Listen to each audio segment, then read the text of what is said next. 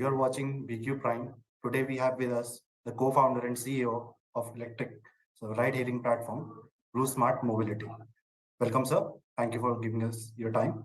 Uh, Today I want to start with the scenario in the ride-hailing platform in India. So last couple of 2-3 years have been quite difficult for the ride-hailing platforms, with challenges like shortage of drivers, long waiting time, high CNG prices. Although you are not a conventional ride-hailing platform like other rivals in the country, what's your assessment of ride-hailing service sector right now, and what the future looks like? Hi, Vinay. Thanks for hosting us. I think the ride hailing is the need of everybody in the country.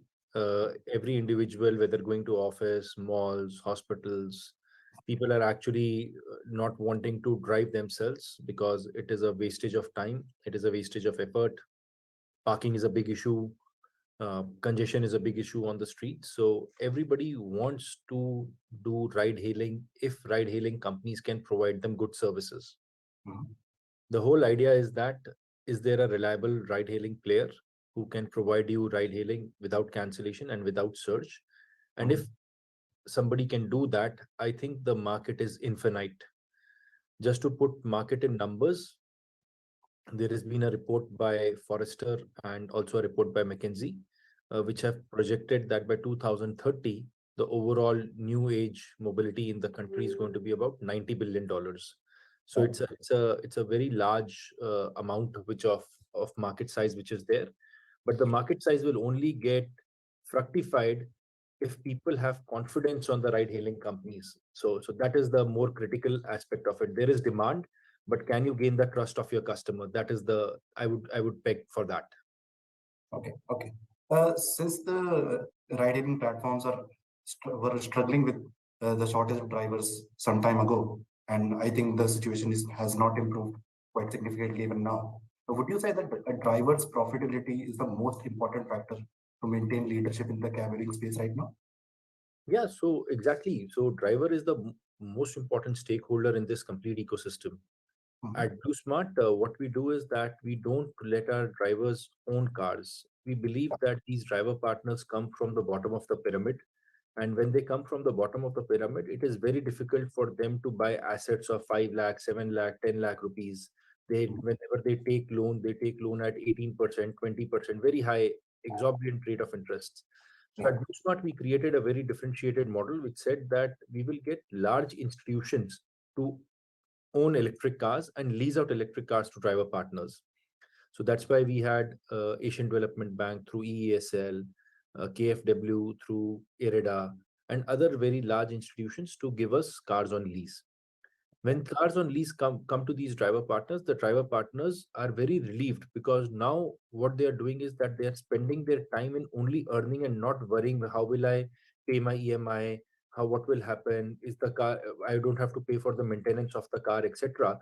So our driver partners are very happy, and that reflects in the very good rating that we have for our app.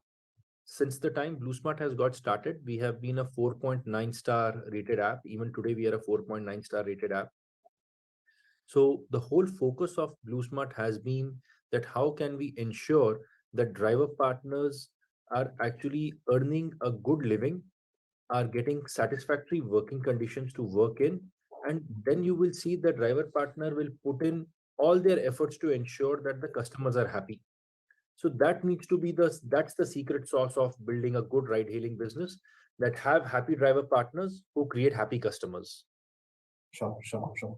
And how is the addition of new drivers is looking right now?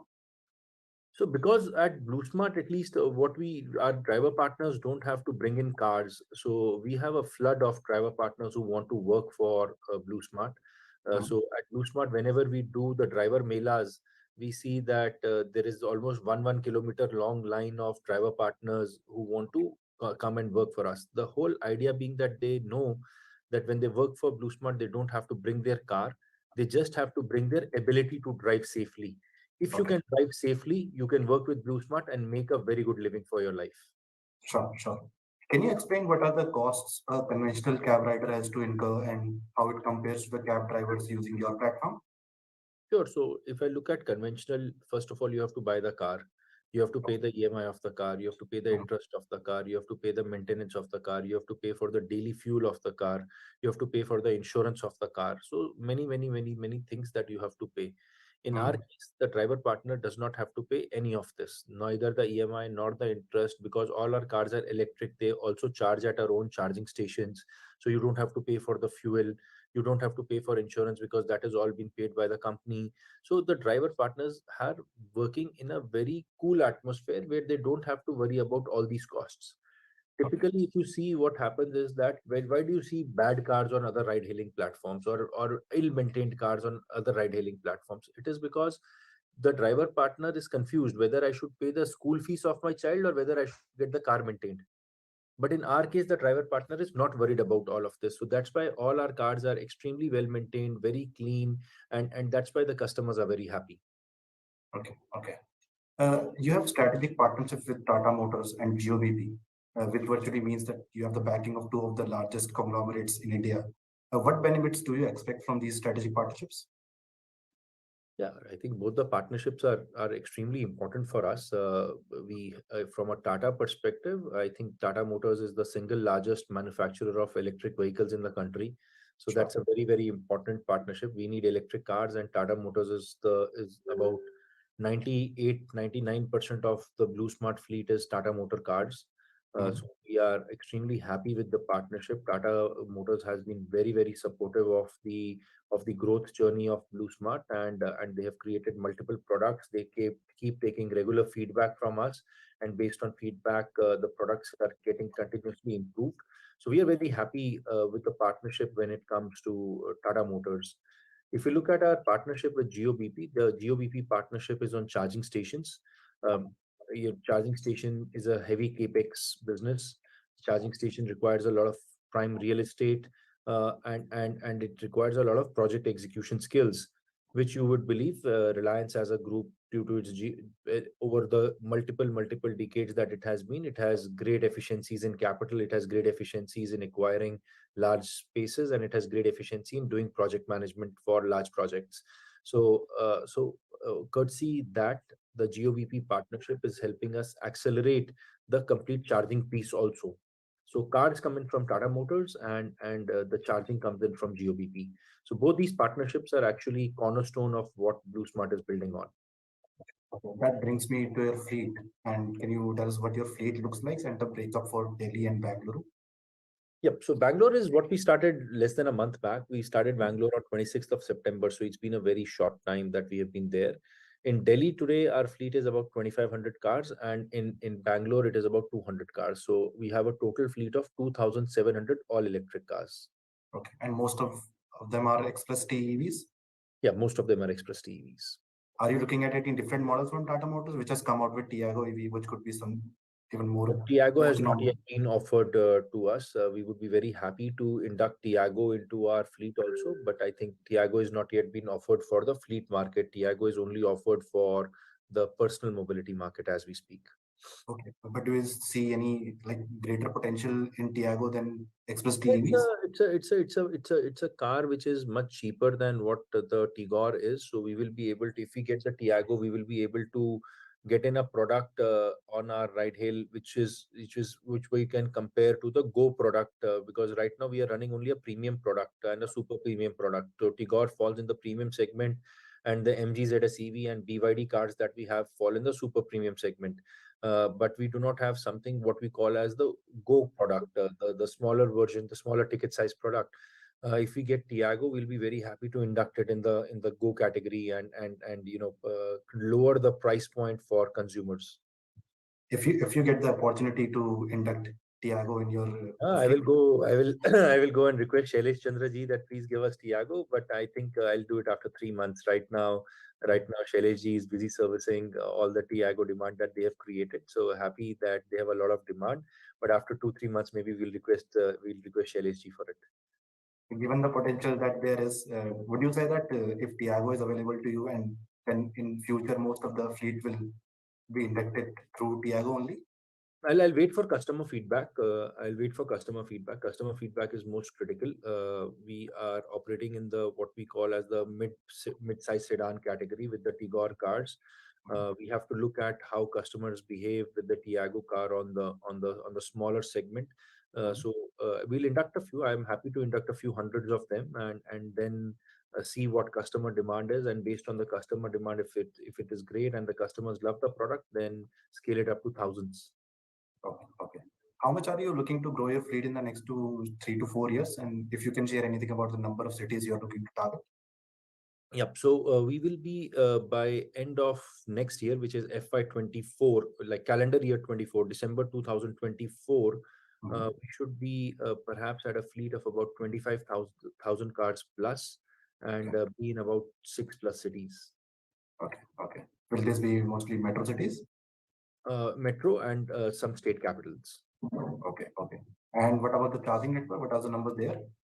So charging network, we have much larger ambitions on charging, and we believe that with the large ambition that we have on charging, charging will actually precede ride hail, Yeah. and that's why we believe that charging will actually be we will be present in almost every nook and corner of the country by end of next year. Mhm. Sure. Sure.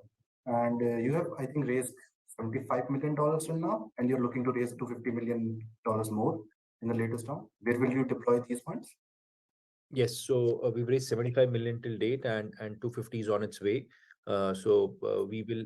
So most of these funds are going to go between the ride hail and the charge business. In about close to, I think, 60% of the funds will go towards ride hail, and 40% of the funds will go towards charging network. Okay. Okay. Since you have already explained that your drivers don't own the assets and they don't incur most of the costs, so that's why the reason that you can boast of zero cancellations, no search fee, and on-time rides. Absolutely. Absolutely. See, customers want great service. Yeah. Customers don't mind paying if you have a 250 rupee trip, it costs 270 rupees. Customers don't mind paying 270 rupees instead of 250. What they want is that in the morning when I'm going to my office here, I don't want five cancellations. I don't want a dirty car. I don't want a driver who's unhappy. I'm starting my day. I want pleasurable experience. And either to subah, the things goes for a toss right in the morning itself. So I think we are very strong on our commitment of zero cancellation and zero surge price. Okay. Okay. Without going into any specifics, have you performed financially as per your satisfaction till now? Oh, there is no reason to say we would have not performed. The very large round, that financial round that we are closing, is a testimony that we have performed as per our business plan, and that incoming investors and existing investors are very happy with us. That's the reason why we are able to raise in a very tough market a round of 250 million. So very happy. I don't have exact numbers, but this could perhaps be the largest round by any startup for 2022. It's a pretty large round, and in a very tough environment which is there globally. Startups are bleeding everywhere. So we are very proud that because of the extraordinary numbers that we have been doing on top line, bottom line, etc. I think both our existing investors and incoming investors are more than happy to kind of participate in the growth journey of BluSmart. It's clear right now that this looks like the future of cab hailing now. And do you expect your rivals to come into this space, which are like currently doing only the conventional thing? So I see, if we believe that our competition will come into electric vehicles, they have to come into electric vehicles because electric vehicles is the future. In Mhm. 5, 7, 10 years time, only electric vehicles will be seen on the road, and it's no way that competition will not adapt to the electric vehicles. Mhm. Now, but the whole idea is that, does the driver cancel on you because it's a CNG car and it's not an electric car? Do you have surge pricing because it's a CNG car or a diesel car and it's not an electric car? I think the fundamental problems by changing the car type or the fuel of the car, how will you Mhm. change the driver partner's attitude towards cancellation, and how will you change the platform's attitude towards surge price? People as consumers are very happy that we have electric cars, but the prime reason of why they use us is because of zero cancellation and zero surge. Mhm. So they're happy, it's a very good feel factor that they are also saving the environment, and it's a good deed of the day. But what is more important is that there is no cancellation and no surge. So by changing the fuel type, you will not solve the problem of cancellation and surge. So I believe that it's not. They will be electric for sure, but Mhm. actually their problems will compound even more because they will have to then build out a lot of charging infrastructure, which is very tough to build out. And then the most important is on the technology piece. BluSmart has perfected the technology piece when it comes to electric mobility. See, people normally, a ride hail company does not take fuel into account. You always Mhm. assume that there is enough fuel inside the car. But in Yeah. an electric car, you cannot assume that there is enough fuel inside the car. You have to always think how much the car can go, what trip can it do. If it's a 30-kilometer charge in the car, you cannot give a 40-kilometer trip to the car. Which charging Mhm. station will it go to? So fundamentally, a lot of tech also needs to get built.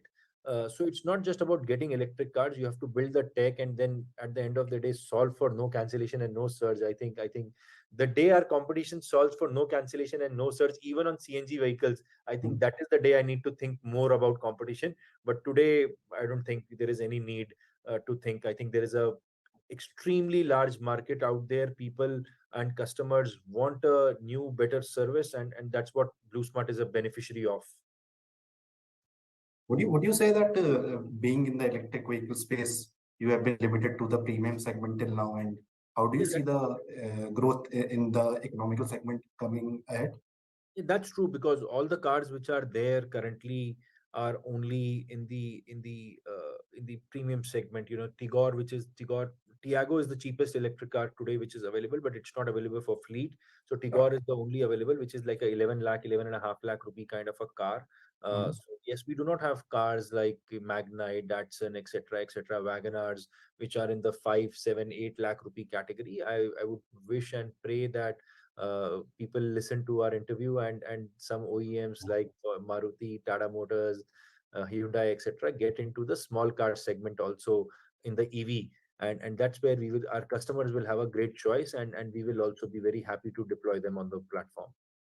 Sure, sure. I also hope that a lot more affordable cars can come into the market, and this space can grow much more now. But do you say that do you think that since you rely heavily on the density of the charging in cities, so do you think the charging infrastructure expansion will be able to keep pace with the speed that you're looking to grow?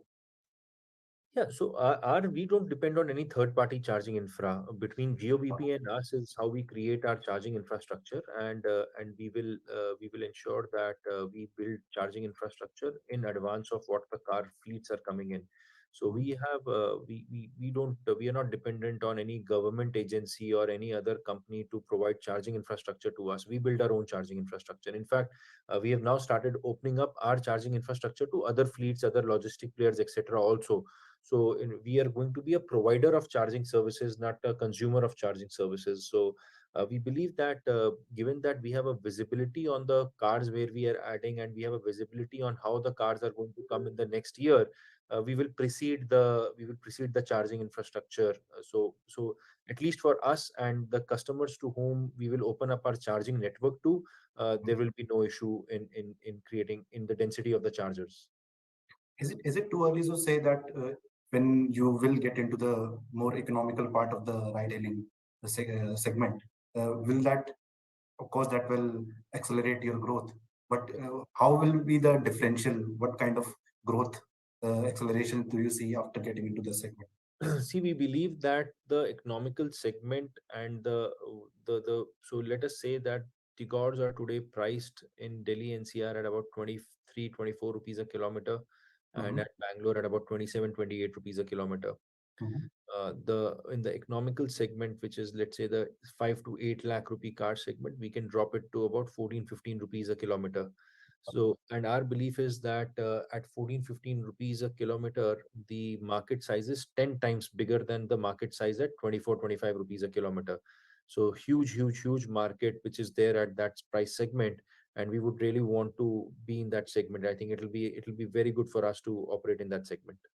And how big will the differential get compared to the average price of a conventional cab?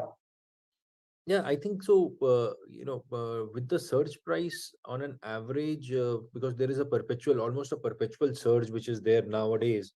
Yeah. So, if you look at pricing by competition, I would say that on the premium segment where we have about 24, 25 rupees, competition is about 27, 28.